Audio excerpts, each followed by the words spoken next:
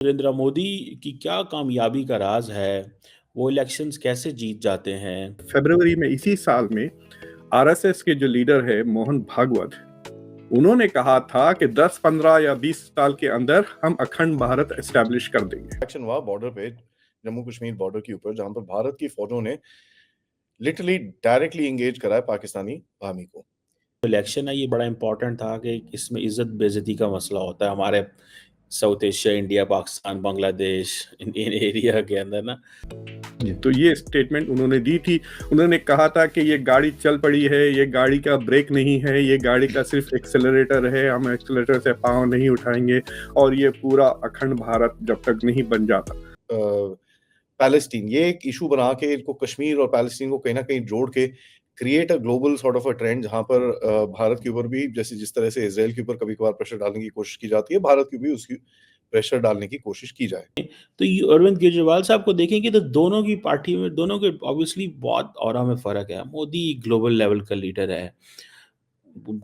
सुना है कि हिंदुस्तान ईस्टर्न साइड पे प्लान कर रहा है कि कोई एक्शन हो टू टेक एडवांटेज, बताएं कि पाकिस्तान हेल्पलेस है, शायद वो भी हो रहा है। नमस्कार दोस्तों, भारतीय जनता पार्टी दिल्ली इलेक्शन जीत चुकी है। मोदी जी दिल्ली का इलेक्शन जीत चुके हैं। अब ये सब देख के पाकिस्तान में शौक का ही साथ में अब डर का माहौल भी हो गया, क्योंकि इन लोगों को लग रहा है कि अब मोदी जी बहुत ज्यादा स्ट्रांग हो जाएंगे और हो सकता है कि अब पाकिस्तान के खिलाफ ही बहुत कड़ी कोई कार्रवाई हो, कोई मिलिट्री एक्शन हो। इसी सारे डिस्कशन अब पाकिस्तानी मीडिया में शुरू हो चुका है। इनका डर साफ दिख रहा है कि अब इनके अगेंस्ट कुछ ना कुछ होने वाला है। उसका रीजन ये भी है कि भारत अपनी सेनाओं को बहुत तेजी से मजबूत कर रहा है। जो हमारी डिफेंस डील है उन्हें देखकर भी पाकिस्तानी पूरी तरह से शॉक्ड है, क्योंकि इनके पास तो कुछ खरीदने के लिए पैसा ही नहीं है और चीन भी अब इन्हें किसी भी तरह की मदद देने से पूरी तरह से हाथ खड़े कर चुका है। दूसरी तरफ ट्रंप के आने के बाद अमेरिका भी अब इनको कोई सहायता नहीं दे रहा है, जिसके बाद इनकी हालत खराब है। दूसरी तरफ मोदी जी का लगातार मजबूत होना, इलेक्शन जीतना भी पाकिस्तानियों में डर फैला रहा है। आप इस सब के बारे में क्या सोचते हैं? कमेंट बॉक्स में जरूर लिखिएगा। वीडियो अच्छा लगे तो लाइक करें, शेयर करें, चैनल को सब्सक्राइब करना ना भूले, बेल का आइकन प्रेस कर दें लेटेस्ट नोटिफिकेशन के लिए। और अगर आप भी मोदी जी की जीत से खुश हो तो जय श्री राम कमेंट बॉक्स में जरूर लिखिएगा। आइए आगे बढ़ते हैं इस वीडियो में। तो ये अरविंद केजरीवाल साहब को देखेंगे तो दोनों की पार्टी में, दोनों के ऑब्वियसली बहुत ऑरा में फर्क है। मोदी ग्लोबल लेवल का लीडर है, ग्लोबल लेवल का उसका इन्फ्लुएंस है, and so on and so fourth. अब कहा यह जाता है कि ये जो मिडिल क्लास फ्रस्ट्रेशन है ना, ठीक है जी, बेसिकली ये मिडिल क्लास की फ्रस्ट्रेशन है जो टूटी है, और middle class is turning towards Narendra Modi. ठीक है, 2 इलेक्शन जीते सेंटर में, लेकिन सूबा नहीं जीत सके, लेकिन ये दिल्ली नहीं जीत सके। अब वो कह रहे हैं कि जी हाँ, अब हम जीत गए हैं। अब वो कह रहे हैं कि अब हम जीत गए हैं। ठीक है ना जी। सो इस चीज को देखने की जरूरत है कि ये शायद मिडिल क्लास की फ्रस्ट्रेशन थी। एक जो पॉलिटिकल स्टेटस को जो था उसको उसको उन्होंने तोड़ा। तो इस चीज को थोड़ा सा देखने की जरूरत है। एक्शन हुआ बॉर्डर पे, जम्मू कश्मीर बॉर्डर के ऊपर, जहां पर भारत की फौजों ने लिटरली डायरेक्टली एंगेज करा है पाकिस्तानी आर्मी को। और यहाँ पर ये खबरें आ रही हैं कि भाई पाकिस्तानी आर्मी के करीब करीब 7 से 8 लोग ठुक गए हैं, जिसके अंदर कई लोग बोलते हैं कि भाई 4 एसएसजी के लोग थे, 2-3 बैट के लोग थे, और दूसरी तरफ लोग बोलते हैं कि 2 बैट के थे, 2 एसएसजी थे और बाकी इनके टेररिस्ट थे। नाउ फिगर्स तो काफी सारी, मतलब इसमें डिफरेंसेस आएंगे, क्योंकि ऑब्वियसली अभी तक ऑफिशियल स्टेटमेंट इसके ऊपर नहीं आया है। बट जो इंटेलिजेंस आ रही है इससे ये पता चलता है कि जैसे पिछले साल पाकिस्तानी आर्मी ने अपने बॉर्डर एक्शन ट्रूप्स के साथ ऑपरेशंस करके इन लोगों ने अपने एसएसजी बंदों को भेजने की, जो रिटायर्ड एसएसजी बंदे भेजने की काफी कोशिश करी थी। नरेंद्र मोदी की क्या कामयाबी का राज है? वो इलेक्शंस कैसे जीत जाते हैं? अभी जो दिल्ली के अंदर इलेक्शंस हो रहे हैं, उसमें मैंने देखा है कि उनकी पार्टी जो है, उनके पास तकरीबन 48 सीट्स हैं। आम आदमी पार्टी जो है वो 22 सीट्स के साथ खड़ी है। और बड़ी क्लैरिटी है कि नरेंद्र मोदी जो है और उनकी पार्टी जो है वो दिल्ली के अंदर गवर्नमेंट बनाएंगे। ये एक समझ लें कि बड़ा बड़ा मुश्किल चीज़ थी। अब 48 सीट्स हैं, ठीक है जी। 70 मेंबर की लेजिस्लेटिव असेंबली है।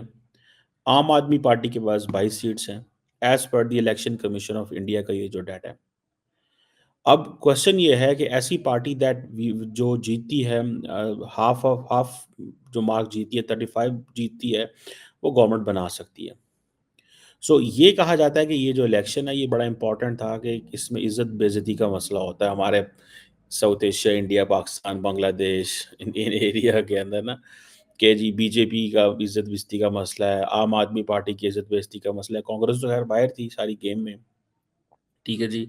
अब ये आपको पता है दिल्ली जो है ये इसको बोलते हैं ये फेडरली एडमिनिस्ट्रेटेड टेरिटरी है जैसे इस्लामाबाद है पाकिस्तान के अंदर। और आम आदमी पार्टी 2013 से 2013 से रूल कर रही है और उनका कहते हैं कि जो बड़ा रिकॉर्ड है वेलफेयर का दिस एंड दैट इस तरह की चीज़ें। और अभी कुछ अरसे से उनके ऊपर करप्शन की एलिगेशंस आए हैं जिसको उन्होंने डिनाई किया और आपको पता है कि वो जेलों में भी रहे हैं और एंड ऑल दीज थिंग्स। और इवन के आम आदमी पार्टी पंजाब चली गई, वहाँ भी हुकूमत बना ली। तो दैट वाज़ वेरी डिफरेंट कि शायद अपने आप को एक्सपैंड कर रहे हैं लेकिन वो अपनी बेस से ही हार गए। ठीक है ना जी। और देखें जब से नरेंद्र मोदी पावर में आए हैं 2014 में दिल्ली में जो है नरेंद्र मोदी के खिलाफ गवर्नमेंट थी। ठीक है जी। सो आप इसी से अंदाज़ा लगा लें ये इस चीज़ को। एक तो ये चीज़। अब क्वेश्चन ये है कि ऐसी क्या हमें उसको लफ्ज़ नहीं बोलना चाहिए लेकिन मैं बोल लेता हूँ just to enhance your vocabulary. हमारे पंजाबी में कहते हैं ऐसी क्या गिदड़ सिंगी है कि मोदी साहब जो है वो हमेशा जीत जाते हैं। और ये जो इन्होंने किया है इसकी क्या लॉजिक क्या है? ठीक है ना जी।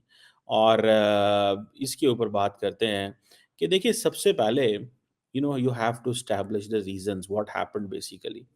नॉर्मली होता क्या है? ठीक है, इतना कोई आसान काम तो नहीं है। होता क्या है? लेकिन एक एक लफ्ज़ होता है उसे बोलते हैं एंटी इनकम्बेंसी फैक्टर।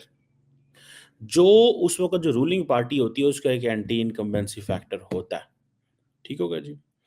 अब ये सारी की सारी जो बात है इसको समझने की ज़रूरत है। एंटी इनकम्बेंसी फैक्टर होता है। अब इसमें आप देखें कि एक तरफ हम ये देखते हैं कि जो इंटरनल चैलेंजेस भी हैं, जैसे मैंने कहा करप्शन की वजह आ गई। अब 10 साल से वो हैं, 2013 से थे, तो एक था। ये वैसे एंटी इनकम्बेंसी नरेंद्र मोदी के भी थे, लेकिन वो जीतते रहे हैं। सो इट मीन्स कि नरेंद्र मोदी जो है, वो उनको एंटी इनकम्बेंसी फैक्टर कुछ नहीं कह रहा। और ये पार्टी जो है, आम आदमी पार्टी है, लार्जली इसको कहा जाता था, ये मिडल क्लास की पार्टी है। तो ये मिडल क्लास की पार्टी जो है वो ये एक होती थी। बीजेपी जो है ना, वो एक कहते थे डबल इंजन की सरकार। ठीक है जी। सो ये वो समझते हैं कि अब डबल इंजन हमारे पास है। ठीक है जी। और कि मरकज़ भी आपके पास है, हर जगह सेंटर भी आपके पास है, दिल्ली भी आपके पास है, बाकी भी आपके पास है। तो ये डबल इंजन सरकार जो है ये अब चल रही है। और नरेंद्र मोदी ने ही कैंपेन लड़ी इसकी इस इलेक्शन की। और आम आदमी पार्टी की बहुत सारी वेलफेयर स्कीम्स हुई थी और उन्होंने कहा जी कि हम डबल इंजन डेवलपमेंट देंगे और ये भी कहा कि हम आपकी करप्शन को भी एक्सपोज करेंगे। अब Narendra Modi is a person जिसके ऊपर करप्शन चार्जेस कोई नहीं है, ये करप्शन की बात कोई नहीं है। ये चीज जो है that is something which is there. So ये फैक्टर्स हैं, इसको थोड़ा समझना पड़ेगा कि एक तो उन्होंने कहा जी डबल इंजन डेवलपमेंट देंगे, दूसरा उन्होंने कहा जी कि हम आपको जो है वो आदमी की पार्टी की करप्शन जो है उसके ऊपर क्रैकडाउन करेंगे। और मुझे ये लग रहा है व्हाट आई अंडरस्टैंड कि आम आदमी पार्टी क्योंकि मिडिल क्लास की पार्टी थी, 22 सीटें जीती हैं वर्सेस 48 है बीजेपी की। मुझे ये लग रहा है कि नेक्स्ट कमिंग डेज में बीजेपी जो है वो थोड़ा टफ टाइम देगी, थोड़ा टफ टाइम देगी।